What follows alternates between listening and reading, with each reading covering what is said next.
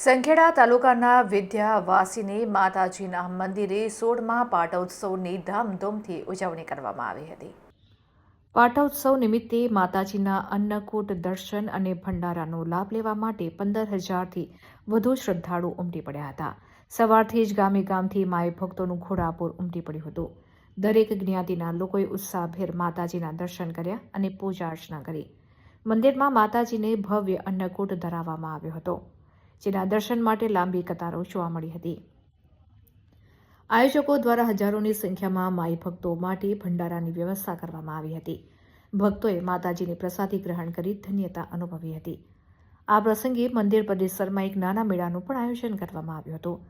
પાટોત્સવ દરમિયાન સંખેડા સ્થાનિક પોલીસ અને હોમગાર્ડના કર્મચારીઓએ સુરક્ષા અને વ્યવસ્થા જાળવવામાં મહત્વપૂર્ણ ભૂમિકા ભજવી હતી।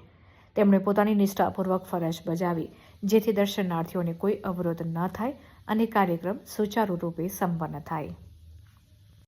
કાકાખેડા ગામની અંદર અમે ડુંગર ઉપર વિદ્યાવાસીની માતાનું મંદિર છે, ત્યાં અમે દર વર્ષે પાટોત્સવ ઉજવીએ છીએ। આ અત્યારે અમારો 16મો પાટોત્સવ છે અને એ અમે બધા આજુબાજુના બધા ગામ બધા હળીમળી અને કરીએ છીએ અને કાકાખેડા ગામ અને સંખેડાનો બહુ જ મોટો ફાળો છે અને આ વર્ષોથી કોઈ પણ જાતનો કોઈ પણ અનબનાવ ન બનતા કે કોઈ પણ જાતની કોઈ દુર્ઘટના ન બનતા એકદમ શાંતિ રીતે માં પૂર્ણ કરે છે। માતાજી ઉપર બધાને એટલો પૂર્ણ વિશ્વાસ છે કે અહીંયા ક્યારેય અમારે કોઈ દિવસ આ ભંડારાની અંદર અનલિમિટેડ પબ્લિક હોવા છતાં ક્યારેય કોઈ ખૂટતું વસ્તુ પણ આવી નથી કે કોઈ જાતની કોઈ કમી આવી નથી અને બધા જ માય ભક્તો બધા સાથે મળી અને દર વર્ષે આ પાટોત્સવ ઉજવે છે।